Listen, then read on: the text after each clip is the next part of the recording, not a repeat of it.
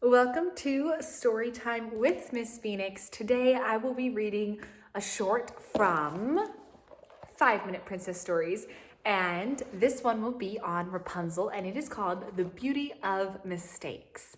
All right, we're gonna go ahead and get started. Every morning, Rapunzel leaped out of bed with a huge smile on her face. Castle life was still very new to her, but she couldn't wait for the adventures each day would bring. She loved starting her days having breakfast with her parents, King Friedrich and Queen Ariana. She was fascinated by their lives and their royal duties. One day, Rapunzel told Pascal with pride, "My parents do so much. I think I should do something to help. But what?" She saw a broom in the corner. "I know," she said. "I can help by doing chores around the castle, like I did in the tower." "Princess," gasped the housemaid, "please stop. I'll do that." As you see, Rapunzel's brooming. So Rapunzel tried to do laundry instead, but each time she tried to help, she was told, "Princess, I will do that." Rapunzel didn't understand what she was doing wrong. In the tower, she had taken care of everything, but the things she had done well in the tower seemed like mistakes in the castle. Rapunzel sought out the governess for advice. "I don't think I know how to be a princess," she said, sighing. "What does a princess even do?" "A princess makes her parents and kingdom proud," the governess replied, "and she knows that she cares about her people, and she shows that she cares about her people." She patted Rapunzel on the arm and added, "It's brave to keep trying. I'm off to run some errands, but I'll be back soon and we can talk more then." And you see here, Rapunzel is talking to the governess. After the governess left, Rapunzel told Pascal, "Painting is my passion. Maybe I can make my parents proud by painting them a mural of my favorite things about Corona. Well, my favorite things so far." She found an empty wall, gathered her supplies, and began to paint. "Pardon me, Princess, but you must stop," the governess said when she returned. "This wall is to be covered with a map of Corona." And you see here, she started to paint the mural, but found out that she's not supposed to paint on that wall. Have you ever painted on your walls and your parents told you not to? I did when I was little. "I'm so sorry," Rapunzel said. "I wanted to surprise my parents with a mural, but I messed this up too." There, the governess comforted her. "It takes time to learn all the responsibilities of being a princess. The important thing is that you keep trying." The governess looked at the painted scene on the wall and said, "This really is quite lovely. I could never paint half as well as you do." "Oh, I think you could learn to paint," said Rapunzel. "I wasn't always good at it. If you'd like to learn how to paint, I can teach you. In fact, I'm happy to teach everyone who wants to learn. We can start by inviting children to the castle for a day of art." "That's an excellent way to show you care," said the governess. And here they are discussing the painting.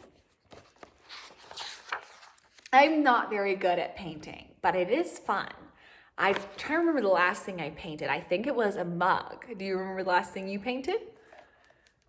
On the day of the art lesson, there wasn't a cloud in the sky.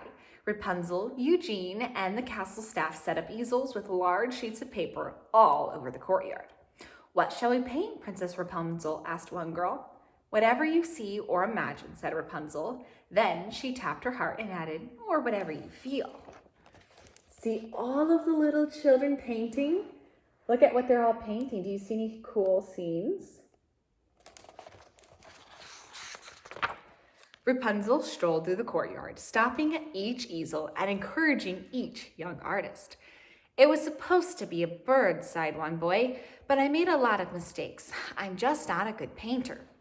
Rapunzel said, "I know what it's like to feel discouraged. You're trying something new, so it might feel frustrating, but trust yourself and keep trying." She pointed to the colorful painting and smiled. "Personally, I think you've created a very special, one-of-a-kind bird." The boy beamed and said, "Thank you, Princess Rapunzel." He dipped his paintbrush in some blue paint and kept working. This is Rapunzel and that little boy, and do you see that painting of the bird he made? Seemingly out of nowhere, dark clouds filled the sky. Eugene said, "Rapunzel, I don't want to rain on your parade, but it looks like..." The rumble of thunder cut off Eugene's words. Suddenly, it began to pour. Everyone was getting soaked, and so were all the paintings. Oh no, do you see all that rain coming down? And they were outside. The castle staff helped the children dry off, while Rapunzel and Eugene hung the paintings near the fireplace to dry. Her day of art felt like one more huge mistake. She wondered, what would a princess do? Just then, she noticed the light from the fireplace glowing through the paintings. Eugene, she said, what does this remind you of? The lanterns, he said, smiling at her. The rain may have cut our painting lessons short, but we can still have our day of art right here, Rapunzel announced. The children gathered around as she explained her plan. We're going to make these dry paintings and make them into lanterns, Rapunzel said. Very special, one-of-a-kind lanterns. Soon, everyone was having fun turning their paintings into small, colorful lanterns. So you see here, all of the paintings were hung by a fire. Rapunzel and Eugene were talking about it. And then here, Rapunzel's making them into lanterns.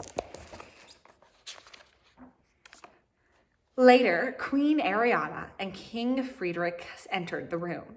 Mom, Dad, I've had the most amazing day, Rapunzel said brightly. Things didn't go as planned, but maybe what I've been thinking of as mistakes aren't mistakes.